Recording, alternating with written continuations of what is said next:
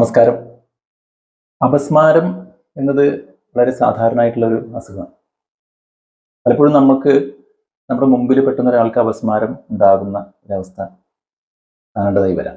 അങ്ങനെയുള്ള ഘട്ടങ്ങളിലൊക്കെ എന്താണ് പ്രഥമ ശുശ്രൂഷ എന്ന രീതിയിൽ ചെയ്യേണ്ടത് എന്നുള്ളത് നമ്മൾ അറിഞ്ഞിരിക്കണം. പലരും ചോദിക്കാറുള്ളൊരു ചോദ്യമാണ് ഇത്. ഒരു അപസ്മാരം നമ്മുടെ മുമ്പിൽ ഉണ്ടാകുമ്പോൾ ഡോക്ടർ എന്താണ് ചെയ്യേണ്ടത്, അത് നേരിടേണ്ടത് എങ്ങനെയാണെന്നുള്ളൊരു ചോദ്യം ചോദിക്കാറുണ്ട്. അതുകൊണ്ടാണ് ഇങ്ങനെ ഒരു വീഡിയോ ചെയ്യുന്നത്. നമ്മുടെ മുമ്പിൽ ഒരാൾക്ക് പെട്ടെന്ന് അപസ്മാരം ഉണ്ടാവുകയാണെങ്കിൽ നമ്മൾ അത് പിടിച്ചു നിർത്താൻ ശ്രമിക്കേണ്ട ആവശ്യമില്ല. പലപ്പോഴും നമ്മുടെ മുമ്പിൽ അപസ്മാരം പേഷ്യന്റിന് ഉണ്ടായിക്കൊണ്ടിരിക്കുമ്പോൾ നമുക്കത് പെട്ടെന്ന് പിടിച്ചു നിർത്താൻ, അത് പിടിച്ചൊതുക്കാൻ ഉള്ളൊരു പ്രവണത ഉണ്ടാവും. അതുകൊണ്ട് ഒരു പ്രയോജനമില്ല. അതുകൊണ്ട് അപസ്മാരം നിൽക്കില്ല. അങ്ങനെ ചെയ്യുന്നത് പലപ്പോഴും അപകടമാണ്. എന്താണെന്ന് വെച്ച് കഴിഞ്ഞാൽ ഇത് പലപ്പോഴും ഷോൾഡർ ഡിസ്ലൊക്കേഷൻ, അതായത് നമ്മൾ ഭയങ്കര ബലത്തിൽ ഉള്ള ഈ സംഭവിച്ചുകൊണ്ടിരിക്കുന്ന ഈ കാര്യം പിടിച്ചു നിർത്താൻ നോക്കുമ്പോൾ ഷോൾഡർ വിട്ടുപോകുക, എല്ല് പൊട്ടുക, അങ്ങനെയുള്ള രീതിയിലുള്ള പ്രശ്നങ്ങളൊക്കെ പലപ്പോഴും ഉണ്ടാകും. ഇത് കാണാറുള്ളതാണ്. അപ്പോൾ അപസ്മാരം ഉണ്ടായിക്കൊണ്ടിരിക്കുന്നത് പിടിച്ചു നിർത്തി ഒതുക്കാൻ നോക്കുന്നത് അപകടകരമാണ്. അതുകൊണ്ട് അപസ്മാരം നിൽക്കുകയില്ല, കൂടുതൽ അപകടങ്ങൾ ഉണ്ടാവുകയും ചെയ്യും. അപസ്മാരം ഉണ്ടായിക്കൊണ്ടിരിക്കുന്ന രോഗിയെ കുലുക്കി വിളിച്ച് അയാളെ കൊണ്ട് സംസാരിപ്പിക്കാൻ ശ്രമിക്കുന്നതിലൊന്നും കാര്യമില്ല. അത് പ്രയോജനരഹിതമായിട്ടുള്ളൊരു കാര്യമാണ്. നമ്മൾ ഏറ്റവും പ്രധാനമായിട്ട് ചെയ്യേണ്ടത് രോഗി ഒരു സുരക്ഷിതമായിട്ടുള്ള ഒരു അവസ്ഥയിൽ ആയിരിക്കണം എന്നുള്ളതാണ്. കിടക്കുന്ന സ്ഥലത്ത് വല്ല തട്ടാനോ മുട്ടാനോ അപകടം ഉണ്ടാവാനോ രീതിയിലുള്ള ഒരു സാഹചര്യം ഉണ്ടെങ്കിൽ നമ്മൾ രോഗിയെ അതിൽ നിന്ന് കുറച്ച് മാറ്റി കിടത്തണം.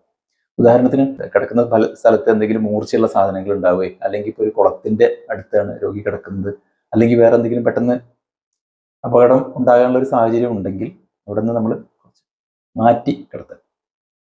അതുപോലെ വസ്ത്രങ്ങൾ വളരെ ടൈറ്റായിട്ട് കിടക്കുന്നുണ്ടെങ്കിൽ, ഇപ്പോൾ കഴുത്തിന് കുറുകെയൊക്കെ ഷോള് കൂടി മുറുകി കിടക്കുകയോ അല്ലെങ്കിൽ ഷർട്ട് ബട്ടൺ വളരെ ടൈറ്റായിട്ടിരിക്കുകയോ ചെയ്യുന്നുണ്ടെങ്കിൽ അതൊക്കെ ഒന്ന് ലൂസാക്കി ഇടുന്നത് നല്ലതാണ്. പിന്നെ അതുപോലെ തന്നെ രോഗിക്ക് ഒരു ശ്വാസം കിട്ടാനുള്ള രീതിയിലുള്ള ഒരു അന്തരീക്ഷം അവിടെ വേണം. എല്ലാവരും ചുറ്റും കൂടി നിന്ന് കൂടുതൽ ബുദ്ധിമുട്ട് ഉണ്ടാക്കാൻ പാടില്ല. അപസ്മാരം ഉണ്ടായിക്കൊണ്ടിരിക്കുന്ന ഒരു രോഗിയുടെ വായിൽ നമ്മൾ എന്തെങ്കിലും കൊണ്ടുപോയി സ്പൂൺ പോലെ അല്ലെങ്കിൽ എന്തെങ്കിലും മരക്കഷ്ണോ അങ്ങനെയൊന്നും ഒട്ടും ഇടരുത്. അതുപോലെ തന്നെ ചിലർ വിരലിട്ട് വായ തുറക്കാൻ ശ്രമിക്കുന്ന നോക്കാം, ബലമായിട്ട് കടിച്ചിരിക്കുന്ന അവസരത്തിൽ. ഇത് കൂടുതൽ അപകടകരമാണ്. ചിലപ്പോൾ നമ്മുടെ കയ്യിന് തന്നെ അപകടം പറ്റും, മുറിയാൻ സാധ്യതയുണ്ട്.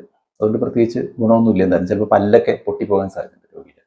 അതുപോലെ തന്നെ അപസ്മാരം ഉണ്ടായിക്കൊണ്ടിരിക്കുന്ന ഒരാൾക്ക് വായിലൊരു സാധനം, അത് വെള്ളമായാലും പഞ്ചസാര ആയാലും വേറെ എന്ത് വസ്തു ആയാലും വായിലിട്ട് കൊടുക്കാൻ ഒരിക്കലും ശ്രമിക്കരുത്. അത് പലപ്പോഴും ആസ്പിരേഷൻ പോലെയുള്ള, അതായത് ഇത് ശ്വാസകോശത്തിലേക്ക് രോഗിക്ക് ആ സമയത്ത് വിഴുങ്ങാനൊന്നും പറ്റില്ല. ഇത് കൂടുതൽ അപകടകരമായ രീതിയിൽ ആസ്പിരേറ്റ് ചെയ്ത് ചെസ്റ്റിലേക്ക് പോയി ന്യൂമോണിയ അങ്ങനത്തെ കാര്യങ്ങൾ, ശ്വാസം മുട്ടലും ഒക്കെയാണ് ഉണ്ടാവുക. ഒരിക്കലും അങ്ങനെ ചെയ്യരുത്. അതുപോലെ താക്കോല് പോലെ എന്തെങ്കിലും ഒരു സംഗതി കയ്യിൽ പിടിപ്പിക്കുന്നതുകൊണ്ട് പ്രത്യേകിച്ച് പ്രയോജനമൊന്നുമില്ല. അത് സാധാരണയായിട്ട് ഒരു വിശ്വാസമാണല്ലോ താക്കോല് കയ്യിൽ പിടിപ്പിക്കുക എന്നുള്ളത്. അതെന്താണെന്ന് വെച്ച് കഴിഞ്ഞാൽ ഈ ഒട്ടുമിക്കവാറും അപസ്മാരങ്ങളും ഒരു മിനിറ്റ് അല്ലെങ്കിൽ 1.5 മിനിറ്റ്, 1-2 മിനിറ്റ് മാക്സിമം നിൽക്കും. അതിനുള്ളിൽ അപസ്മാരങ്ങൾ മിക്കതും തനിയെ നിൽക്കും. അപ്പോൾ നമ്മൾ ഈ താക്കോല് തപ്പിപ്പിടിച്ച് എവിടെന്തെങ്കിലും കൊണ്ടുവന്ന് കയ്യിൽ പിടിപ്പിക്കുന്ന സമയമാകുമ്പോഴത്തേനും അപസ്മാരം ഓട്ടോമാറ്റിക്കായിട്ട് നിന്നിട്ടുണ്ടായിരിക്കും. അപ്പോൾ അതുകൊണ്ട് അത് താക്കോല് കൊടുത്തുകൊണ്ടാണ്. താക്കോലല്ല എന്തെങ്കിലും പേപ്പറിന്റെ കഷ്ണം കൊടുത്തു കഴിഞ്ഞാലും അല്ലെങ്കിൽ ഒന്നും കൊടുത്തില്ലെങ്കിലും ഈ ഒരു സമയത്തിനുള്ളിൽ മിക്കവാറും എല്ലാ അപസ്മാരങ്ങളും താനെ നിന്നോളും. അപ്പം അതിൻ്റെ ഒന്നും ആവശ്യമില്ല. അപസ്മാരം നിന്ന് കഴിഞ്ഞതിന് ശേഷം രോഗിയെ നമ്മൾ ഒരു വശത്തേക്ക് ചരിച്ച് കിടത്തണം. ഇടതുവശത്തേക്ക് ചരിച്ച് കിടത്തുന്നതാണ് കൂടുതൽ നല്ലത്. അപ്പോൾ രോഗിയുടെ വായിലുള്ള സ്രവങ്ങളും നീരുമൊക്കെ ഒരു വശത്തേക്ക് അങ്ങനെ വായുടെ സൈഡിലൂടെ ഒലിച്ച് പുറത്തേക്ക് പോയിക്കോളും. അല്ലെങ്കിൽ അത് ശ്വാസകോശത്തിലേക്ക് ഇറങ്ങി ആസ്പിരേഷൻ എന്ന് പറയുന്ന ഒരു കണ്ടീഷൻ വന്ന് അത് ശ്വാസതടസ്സവും ന്യൂമോണിയയും ഒക്കെ ഉണ്ടാക്കാനുള്ള സാധ്യതയുണ്ട്. അതുപോലെ രോഗി ശരിക്കും ശ്വാസം എടുക്കുന്നില്ലേ എന്നൊന്ന് ശ്രദ്ധിക്കണം. ചിലപ്പോൾ വായിൽ സ്രവങ്ങളൊക്കെ അടിഞ്ഞു കൂടിയിട്ടോ അല്ലെങ്കിൽ വല്ല ഛർദ്ദിച്ചതിൻ്റെ അവശിഷ്ടങ്ങളൊക്കെ വന്നിട്ട് രോഗിക്ക് ശരിക്ക് ശ്വാസം എടുക്കാൻ പറ്റാത്ത അവസ്ഥ ഉണ്ടാവും. അങ്ങനെ തോന്നുകയാണെങ്കിൽ നമ്മൾ വായ തുറന്ന് അത് ഒരു തുണി കൊണ്ട് എന്തെങ്കിലും തുടച്ച് വൃത്തിയാക്കേണ്ടത് ആവശ്യമാണ്. അപസ്മാരത്തിന് ശേഷം രോഗിക്ക് നല്ല ക്ഷീണം ഉണ്ടാവും, തലവേദന ഉണ്ടാവും, ഒരു മയക്കമുള്ള അവസ്ഥയായിരിക്കും. രോഗിക്ക് സുരക്ഷിതമായി വിശ്രമിക്കാനുള്ള ഒരു അവസരം വേണം. ഉറങ്ങട്ടെ കുറച്ചു നേരം. ആ സമയത്ത് ആരെങ്കിലും കൂടെ ഉണ്ടാവണം, മറ്റു പ്രശ്നങ്ങളൊന്നും ഇല്ല എന്ന് ഉറപ്പുവരുത്താൻ വേണ്ടിയിട്ട്. അതേമാതിരി തന്നെ ഉണ്ടായ കാര്യങ്ങളൊക്കെ നമ്മളൊന്ന് നന്നായി ഓർക്കണം. ആരെങ്കിലും ഒരാളത് നമുക്ക് ഒരു ഡോക്ടറെ അടുത്ത് പിന്നീട് പറയേണ്ട രീതിയിൽ ആ കാര്യങ്ങളൊക്കെ ഒന്ന് ഓർത്ത് വെക്കുന്നത് നല്ലതാണ്. എന്തൊക്കെയാണ് രോഗി ചെയ്ത ആ സമയത്ത്, എന്ത് രീതിയിലുള്ള ചലനങ്ങളൊക്കെയാണ് ഉണ്ടായിരുന്നത് എന്നുള്ളതൊക്കെ ഒന്ന് നമ്മൾ ഓർത്ത് വെക്കുന്നത് നല്ലതാണ്. പിന്നീട് ഡോക്ടറെ അടുത്ത് പോകുമ്പോൾ ആ വിവരങ്ങൾ ഡോക്ടർക്ക് വളരെ ഉപകാരപ്രദമായിരിക്കും. ഏത് തരത്തിലുള്ള അപസ്മാരമായിരുന്നു അത്, ശരിക്കും അപസ്മാരം തന്നെ ആയിരുന്നോ, മറ്റെന്തെങ്കിലും രോഗാവസ്ഥകളായിരുന്നോ എന്നൊക്കെ അറിയാൻ വേണ്ടിയിട്ട് ഇതെപ്പോഴും നല്ലതാണ്. പിന്നെ അടിയന്തിരമായിട്ട് അപസ്മാരം ഉണ്ടാകുമ്പോൾ വൈദ്യസഹായം തേടേണ്ട സാഹചര്യങ്ങൾ എന്തൊക്കെയാണെന്ന് നോക്കാം. നേരത്തെ ഞാൻ പറഞ്ഞ പോലെ 1-2 മിനിറ്റുകൾക്കുള്ളിൽ ഒട്ടുമിക്കവാറും എല്ലാ അപസ്മാരങ്ങളും താനെ നിൽക്കും. അപ്പോൾ 1-2 മിനിറ്റ് കഴിഞ്ഞിട്ട് അപസ്മാരം ഉണ്ടായിക്കൊണ്ടേയിരിക്കുകയാണ്, നിൽക്കുന്നില്ല എന്നുള്ള ഒരു അവസ്ഥയാണെങ്കിൽ നമ്മൾ ഉടനെ രോഗിയെ സൗകര്യങ്ങളുള്ള ഒരു ആശുപത്രിയിലേക്ക് ഉടനെ എത്തിക്കണം. 2, ഒരു അപസ്മാരം ഉണ്ടായി മാറിയതിനു ശേഷം തൊട്ടു പിന്നാലെ തന്നെ വീണ്ടും അപസ്മാരം ഉണ്ടായിക്കൊണ്ടിരിക്കുകയാണെങ്കിൽ അത് അപകടകരമാണ്. അത് ഉടനടി വൈദ്യസഹായം തേടേണ്ട ഒരവസ്ഥയാണ്. ഗർഭിണിയായിരിക്കുന്ന ആളുകൾക്ക് ഉണ്ടാകുന്ന അപസ്മാരം എത്രയും പെട്ടെന്ന് വൈദ്യസഹായം തേടേണ്ട ഒരു കാര്യമാണ്. എക്ലാംസിയ എന്ന് പറഞ്ഞ് BP കൂടിയ തലച്ചോറിനെ ബാധിച്ചുണ്ടാകുന്ന ഒരുതരം അപസ്മാരം ഈ ഗർഭാവസ്ഥയിൽ ഉണ്ടാവാറുണ്ട്. ഇത് പ്രത്യേകമായിട്ടുള്ള ചികിത്സ വേണ്ട ഒരവസ്ഥയാണ്. അങ്ങനെ ഗർഭിണികൾക്ക് അപസ്മാരം ഉണ്ടാവുകയാണെങ്കിൽ ഉടനടി ആശുപത്രിയിൽ എത്തിക്കണം.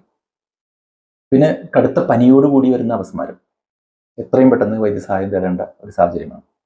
മെനിഞ്ചൈറ്റിസ് എന്ന് പറയുന്ന മസ്തിഷ്ക ജ്വരം എന്ന് പറയുന്ന അസുഖം പലപ്പോഴും ഇങ്ങനെയായിരിക്കും പ്രസന്റ് ചെയ്യുന്നത്.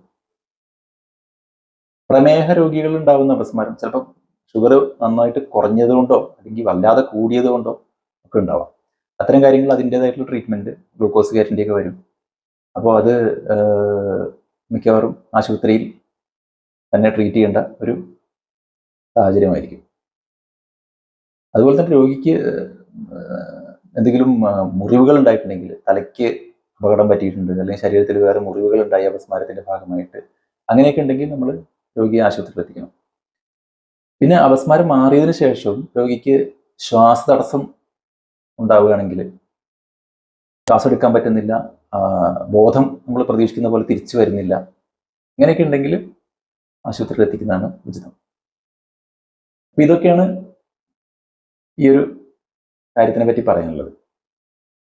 അപ്പോൾ അപസ്മാരം സാധാരണമായിട്ടുള്ളൊരു രോഗമായതുകൊണ്ട് തന്നെ നമുക്ക് പലപ്പോഴും നമ്മുടെ കുടുംബത്തിൽ തന്നെ ഒരാൾക്കോ അല്ലെങ്കിൽ നമ്മുടെ സുഹൃത്തുക്കൾക്കോ നമ്മുടെ കൂടെയുള്ള ഒരാൾക്കോ അല്ലെങ്കിൽ നമ്മളെ മുമ്പിലുള്ള ഏതൊരു വ്യക്തിക്കും അപസ്മാരം ഉണ്ടാകുന്ന ഒരവസ്ഥ നമുക്ക് നേരിടേണ്ടതായി വരാം. അങ്ങനെയുള്ള ഘട്ടങ്ങളിൽ ഈ കാര്യങ്ങളൊക്കെ ഒന്ന് ഓർത്തിരിക്കുന്നത് നല്ലതാണ്. നിങ്ങൾക്ക് വീഡിയോ ഉപകാരപ്പെട്ടെന്ന് വിചാരിക്കുന്നു. മറ്റൊരു വീഡിയോയുമായി പിന്നീട് കാണാം. നമസ്കാരം.